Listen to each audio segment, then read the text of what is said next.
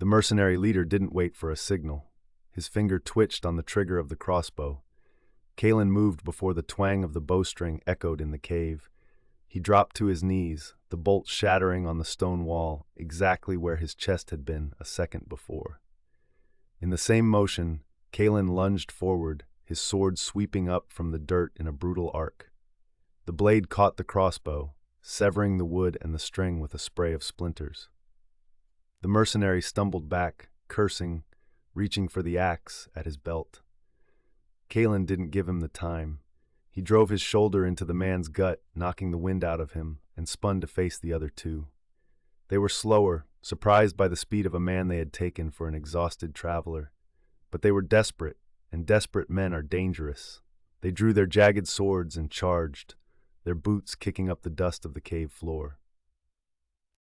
Elara screamed, a high, piercing sound that cut through the clash of steel. One of the mercenaries broke off from Kaelen and lunged toward the girl. Kaelen roared, parrying a strike from the leader and kicking him back into the stone wall. He pivoted, throwing his dagger with a desperate precision.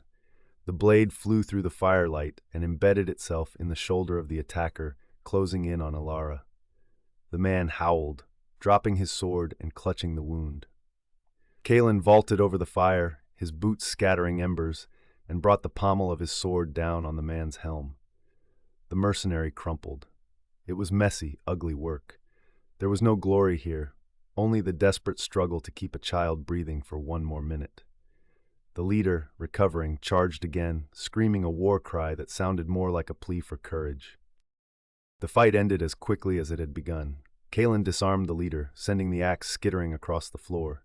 He pinned the man against the rock, his forearm pressed against the mercenary's throat. "Who sent you?" Kaelen growled, his face inches from the man's. The mercenary spat blood. "The guild," they said. A girl survived the silence. High bounty, dead or alive. Kaelen's eyes narrowed. The news had traveled impossibly fast. The corruption wasn't just spreading across the land, it was spreading through whispers and rumors. "Go," Kaelen hissed, shoving the man toward the cave mouth. "Tell your guild that the next time they send wolves, they better send the whole pack." The mercenary scrambled away, dragging his wounded comrade, disappearing into the night. Kaelen stood panting, the adrenaline fading, leaving his hands shaking. Kaelen turned to Elara. She was trembling, staring at the blood on the cave floor. He sheathed his sword and knelt beside her, wiping the soot from his hands onto his cloak before touching her shoulder. "Are you hurt?" he asked softly. She shook her head, but she didn't look at him. "They wanted to kill me," she whispered. "For money." Kaelen sighed, a heavy, rattling sound in his chest. "Men are afraid, Elara. When men are afraid, they do terrible things. But we are leaving, now." He began to pack their meager supplies rapidly. They couldn't stay here. If the guild knew where they were, others would follow. The safety of the cave was an illusion. The world outside was hunting them, and the only way to survive was to keep moving until they fell off the edge of the map. They rode out under the cover of the false dawn. The sky was a bruised purple in the east, but to the south, where Oakhaven lay, the horizon was a pulsating line of violet light. The corruption was growing. Kaelen pushed Cinder hard, heading west toward the Iron Pass. This was a treacherous route, a narrow ribbon of rock cutting through the spine of the continent, but it was the only way to the sunken coast that avoided the main roads. The main roads would be crawling with the King's Guard and more bounty hunters. The air grew colder as they ascended, the trees thinning out, replaced by jagged boulders and scrub brush. The wind here was sharp, biting through their cloaks, carrying the scent of snow and ancient dust. Kaelen kept his eyes on the ridgeline, scanning for silhouettes, his hand never straying far from his sword hilt. By midday, they reached the entrance to the Iron Pass. Twin statues of ancient dwarven kings guarded the way, their faces eroded by centuries of wind, their stone eyes staring blindly to the north. But something was wrong. Kaelen pulled Cinder to a halt. The statues were weeping. A thick, black ichor oozed from their stone eyes, pooling at their feet. The corruption from Oakhaven hadn't reached here physically yet, but its influence was bleeding through the earth itself. Elara pointed a trembling finger. "The stone is sick," she said. Kaelen nodded. The veins of the world run deep. What poisons the heart poisons the limbs. He spurred the horse forward, passing between the weeping giants. The air between them felt thick and oily, leaving a metallic taste on the tongue. The pass narrowed, the walls of the canyon rising hundreds of feet on either side, blocking out most of the light. It was like riding through the throat of a beast. The sound of Cinder's hooves echoed loudly, a rhythmic clack clack that seemed to summon ghosts. Kaelen felt the weight of the silence again, similar to Oakhaven, but different. This wasn't the silence of time stopped. It was the silence of anticipation. Nature was holding its breath. He noticed the lichen on the rocks was not green or gray, but a sickly, vibrant violet. It pulsed faintly, in time with the heartbeat he had felt in the citadel. The infection was spreading faster than he had calculated. They were not outrunning it, they were merely racing alongside it. "Tell me about the architect," Kaelen asked, breaking the oppressive silence. He needed to keep Elara talking, to keep her mind off the cold and the fear. Elara leaned back against his chest, seeking warmth. "My father told me stories," she said, her voice muffled by her scarf. "He said the architect was a man who fell in love with the ocean. He wanted to build a castle that could survive the tides, but he built it too well. He used magic he found in the deep trenches. The sea accepted him, but the land rejected him." Kaelen listened, his eyes scanning the cliffs. "And the crystal?" "A shard of a star that fell into the ocean," she recited like a nursery rhyme. "He used it to stop the waves, to make the water still." Kaelen felt a chill that had nothing to do with the wind. To stop the waves, to stop motion. That was the power that had frozen Oakhaven.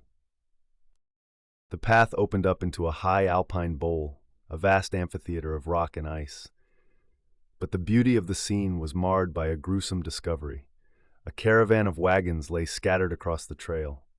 It wasn't an attack by bandits. The wagons were intact, but the oxen were dead, their bodies twisted and covered in the same violet geometric crystals that Kaelen had seen in the throne room. The crystals were growing out of the animals' flesh, consuming them. There were no people. Kaelen dismounted, drawing his sword. He approached a wagon cautiously. The canvas cover was torn. Inside there were clothes, food, supplies, but the owners were gone. Not dead, gone. "They didn't escape," Elara whispered from the saddle. "The shadows took them." Kaelen investigated the ground. There were footprints in the snow, frantic and deep, leading away from the wagons and toward the sheer cliff face. Then they simply stopped, as if the people had been lifted into the air. Kaelen touched the rim of a wheel. It was cold, burning cold. "We need to keep moving," he said, turning back to the horse. "This happened hours ago. Whatever did this is hunting." As he mounted, a sound echoed from the peaks above. A howl. It sounded like a wolf, but distorted, layered with a metallic screeching. Cinder reared, terrified. Kaelen fought the reins, forcing the animal down. The hunt was on. They pushed on, the terrain becoming steeper. The snow was falling harder now, a white curtain that reduced visibility to a few yards. Kaelen relied on his instinct and the faint outline of the trail. The howling continued, getting closer, echoing off the canyon walls so it was impossible to tell the direction. "They are tracking us by scent," Kaelen muttered. He reached into his saddlebag and pulled out a pouch of pungent, dried herbs, wolfsbane and sulfur. He scattered it behind them as they rode, hoping to mask their trail. It was a hunter's trick, a desperate gamble against supernatural beasts.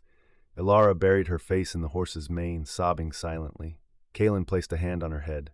"Courage, little one. Fear is fuel. Burn it." Night fell before they cleared the pass. To ride in the dark on this path was suicide. To stop was death. Kaelen found a compromise. A narrow fissure in the rock wall, barely wide enough for the horse, opened into a small, defensible alcove. He guided Cinder inside. It was tight, smelling of damp stone, but it was sheltered from the wind and the sight of the sky. He didn't dare light a fire. They huddled together in the dark, sharing body warmth with the horse. Kaelen wrapped Elara in his own cloak, sitting with his back to the entrance, sword across his knees. The darkness outside was alive. He could hear skittering sounds on the cliff face, claws against stone. They were being searched for. Kaelen dozed in fits and starts, waking at every gust of wind. In the deep hours of the night, Elara spoke. She was awake, her eyes wide in the gloom. I can hear them, she whispered. They are whispering to each other. Kaelen strained his ears. He heard nothing but the wind. What are they saying? He asked, his voice barely a breath. They are saying, the door is open. They are saying the King of Silence is coming. Kaelen gripped her hand. Don't listen to them. Listen to me. We are going to the sea. The sea is loud. It never shuts up. The silence can't touch it. He was lying or hoping, he wasn't sure which, but he needed her to believe it. Belief was a weapon, too. Morning came as a gray smudge in the sky. The snow had stopped, leaving the world white and clean. Kaelen peered out of the fissure. The tracks of the night were visible, claw marks on the stone, unnaturally large, circling their hiding spot. But the creatures had moved on, likely driven back by the rising sun. They led the horse out, the animal stiff and cold. We walk for a while, Kaelen said, to warm the blood. They trudged through the knee-deep snow, the air crisp and thin. The top of the pass was ahead, marked by a cairn of stones. From there it would be a descent into the western valleys. Every step was a battle against exhaustion. They reached the summit cairn. Kaelen stopped to catch his breath. He looked back the way they had come. The view was terrifying. The violet fog had advanced. It covered the foothills now, a blanket of bruising that obscured the forest. And in the center of the fog, miles away, something massive was moving. A shape in the mist, tall as a mountain, striding slowly. The King of Silence? Kaelen turned away. Don't look back, he commanded Elara. Eyes forward. He pointed west. Below them, the snow gave way to green valleys, and far beyond, a shimmering line of gray. The ocean, the sunken coast. It looked peaceful from here. Kaelen knew better. The descent was treacherous. The path was slick with ice, winding down the cliff face in switchbacks. Cinder slipped once, sending a shower of loose shale tumbling into the abyss. Kaelen held the bridle tight, his knuckles white. Steady, he murmured. Steady. They descended out of the snow line and into the pine forests of the western slope. Here the air was warmer, smelling of resin and damp earth. But the forest felt wrong. The trees were twisted, their branches growing in spirals. The animals were silent. Kaelen saw a squirrel sitting on a branch, twitching violently, its eyes bleeding black fluid. The sickness was here too, just in a different stage. They reached the valley floor by late afternoon. There was a village ahead, Blackwood. It was a logging settlement, rough and isolated. Kaelen hoped for fresh horses or at least a warm meal, but he approached with caution. He left Cinder and Elara in the tree line and scouted ahead on foot. The village seemed normal. Smoke rose from chimneys. People moved between houses, but their movements were jerky, synchronized. They chopped wood in perfect unison. Thwack, thwack, thwack. The sound echoed through the valley like a drum. Kaelen watched from behind a stack of logs. A woman walked by, carrying a basket. Her face was blank, her eyes entirely black. No whites, no irises, just void. Kaelen retreated silently back to the trees. We can't stop there, he told Elara, his face grim. They are taken. All of them? She asked, horrified. Enough of them. They are a hive now. If one sees us, they all see us. They had to bypass the village, which meant going off-road through the deep woods. It would add days to their journey. But as they turned to leave, a twig snapped. Not under Kaelen's boot, under someone else's. Kaelen spun around, sword clearing the scabbard. Standing 10 feet away was a woodcutter, axe in hand. His black eyes stared at them without blinking. He opened his mouth and a sound came out. Not a voice, but static, the sound of grinding stone. The woodcutter charged. Kaelen stepped in, deflecting the axe blow with his blade and driving his boot into the man's knee. The knee shattered with a sickening crunch, but the man didn't scream. He didn't even flinch. He swung the axe again from the ground. They feel no pain, Kaelen shouted. He thrust his sword, piercing the man's chest. The woodcutter slumped, but the static noise didn't stop. It grew louder, coming from the village. Thwack! Thwack! The rhythm changed. The chopping stopped. A roar of static rose from the settlement. The hive had been alerted. Run! Kaelen grabbed Cinder's reins and they bolted into the thicket. They tore through the undergrowth, branches whipping their faces. Behind them, the sound of pursuit was terrifying. Not shouts or footsteps, but a rushing wave of bodies crashing through the brush, silent save for that grinding static. Kaelen navigated the horse through the dense trees, relying on reflexes he hadn't used in years. They reached a stream, the water fast and cold. "In the water," Kaelen ordered. "It hides the scent." He forced Cinder into the riverbed. The horse struggled on the slippery stones. They moved upstream, fighting the current, hoping the cold water would throw off the black-eyed mob. They waited for a mile until the horse was shivering uncontrollably. Kaelen pulled them up onto the bank on the far side, deep in the wilderness. The sounds of the village had faded, replaced by the natural sounds of the forest, wind, rustling leaves. But Kaelen didn't relax. He knew they were being hunted by something that didn't need to sleep. He checked his map. They were in the Shadowpine Reach now, a place of old folklore, witches and hermits and bears. He looked at the sky. The sun was setting. They had lost time. They were exhausted, wet, and freezing. Survival was becoming a calculation of calories and body heat. They found shelter in the hollow of a massive redwood tree, the trunk burned out by some ancient fire.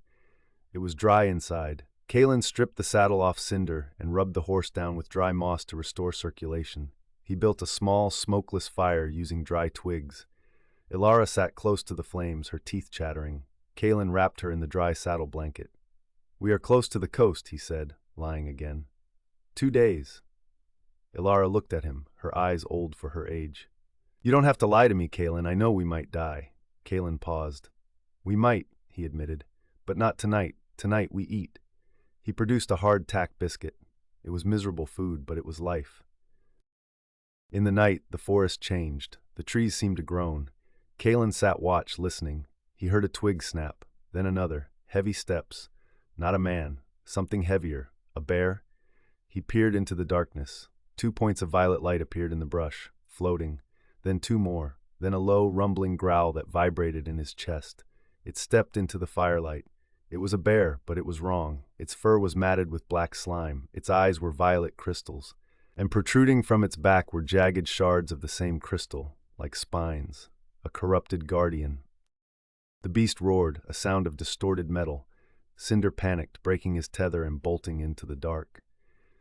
"Stay back," Kaelen shouted to Elara. He stepped between the girl and the monster. The bear charged. Kaelen rolled, the massive paw swiping the air where his head had been. Claws tore through the bark of the tree. Kaelen slashed at the beast's flank, but his sword skittered off the crystal spines with a shower of sparks. The hide was like iron. The bear turned with unnatural speed, backhanding Kaelen. He flew backwards, slamming into the tree trunk. The world spun. Kaelen gasped for air, his ribs screaming in protest. The bear loomed over him, raising a paw to crush him. Kaelen groped for his sword in the dirt. He couldn't reach it. The paw came down. Suddenly, a flash of blue light struck the bear in the face. A rock? No, a projectile. The bear roared in confusion, pawing at its eye. Kaelen scrambled away, grabbing his sword. He looked toward the source of the strike. Elara. She was standing there, hand raised. Faint blue energy wisping from her fingertips. She hadn't thrown a rock. She had used magic. The architect's daughter had inherited more than just stories. The distraction was enough. Kaelen lunged, adrenaline overriding the pain. He didn't strike at the hide this time. He thrust the sword upward, under the beast's jaw, into the soft tissue of the throat. He put his entire body weight behind it. The blade sank deep. The bear thrashed, throwing Kaelen aside again, but the wound was fatal. Black blood sprayed across the clearing. The beast staggered, choked on a metallic gurgle, and collapsed, shaking the ground. The violet light in its eyes flickered and died. Kaelen lay in the dirt, chest heaving, blood dripping from a cut on his forehead. Kaelen dragged himself up. He looked at Elara. She was staring at her hands, trembling violently. I didn't know," she stammered. Kaelen limped over to her. He didn't ask how. He didn't ask why. He just checked her for injuries. "You saved my life," he said simply. "That's all that matters." He looked around. Cinder was gone. They were on foot now, in the middle of a corrupted forest, with a dead monster that would likely attract scavengers. "We have to move," Kaelen said. "Can you walk?" Elara nodded mutely. Kaelen retrieved his sword, wiping the black ichor on the grass. It was stained permanently dark. They walked through the night, terrified to stop. Without the horse, their pace was slow. Kaelen supported Elara when she stumbled. His ribs burned with every breath. He suspected one was broken. They moved like ghosts through the trees. As dawn approached, the trees began to thin. The smell of pine was replaced by something else: salt, brine, decay. They crested a final ridge and looked down. The forest ended abruptly at a cliff edge. Below them lay the sunken coast. It was not a coast in the traditional sense. It was a graveyard of ships and towers, half submerged in a churning gray ocean. The water was rough, whitecaps crashing against the ruins of ancient buildings that poked out of the surf, and in the distance, barely visible through the sea mist, stood a solitary structure, a black tower rising from the waves like a jagged finger.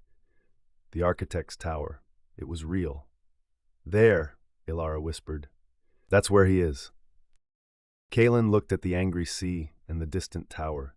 There was no bridge, no boat, only the treacherous, wreckage-strewn water. And behind them, he could feel the pressure of the silence catching up. The violet corruption would be here by tomorrow. He tightened his grip on Elara's hand. "We found the door," he said, his voice raspy. "Now we just have to figure out how to knock without getting drowned." The wind howled up the cliff face, carrying the spray of the ocean. It tasted of salt and old magic. The real journey had just begun.